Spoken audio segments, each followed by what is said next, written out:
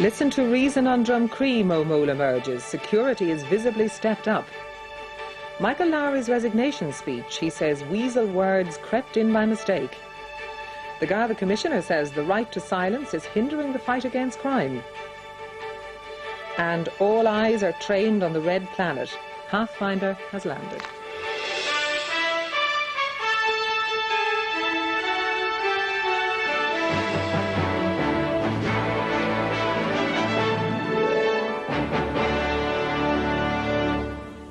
Good evening and welcome. The Secretary of State, Dr. Mo Mole, has appealed to the Portadown Orangemen to listen to the voices of reason over Sunday's planned parade through the nationalist Garvaghey Road in Portadown. Dr. Mole said she recognised that tensions in both communities were building, but insisted no decision had been taken about whether or not the parade would be allowed to go ahead. There has been little or no sign of an accommodation being reached between the two sides. This evening, a spokesman for the Portadown Orangemen insisted agreement was still possible. He said they had told Mo Mole that they were available tonight, even if it meant sitting up all night. British Army troops move in and around Portadown as the most contentious Orange Parade in the North's volatile marching season draws closer.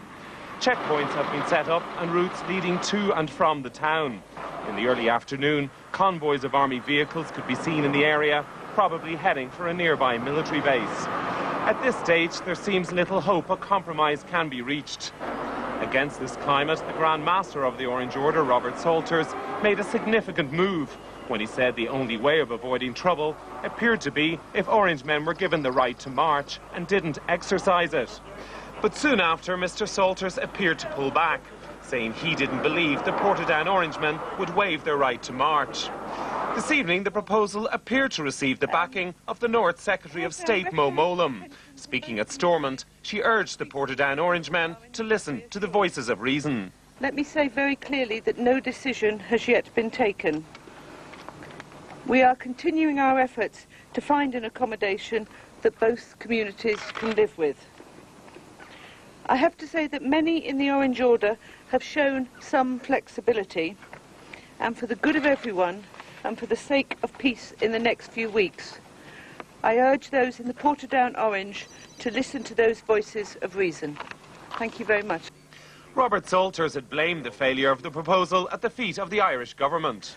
Yes, I believe probably a week ago it may have worked, but with the visitation of the new Taoiseach, Bertie Ahern, making comments on the internal affairs of Northern Ireland, certainly we are not happy with that. A view shared within the order. These people came in from the Irish government who hadn't really been involved in the situation, who weren't really aware of all the nuances, and came in with their clodhoppers and really just walked all over the situation and increased tension at a time which was very, very critical indeed.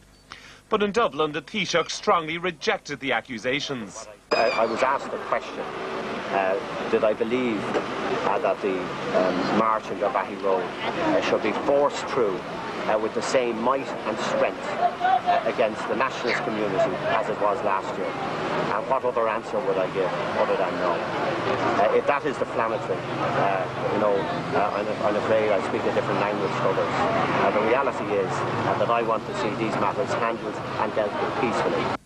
On the Garvaghey Road, the freshly painted murals and posters that line the roadside clearly show the residents' attitude to orange parades in their area. Tension is growing by the hour in Northern Ireland as both sides await the decision of the Secretary of State. The fact that Dr. Mole said she would announce her decision well in advance and hasn't has led to a certain amount of apprehension in both communities.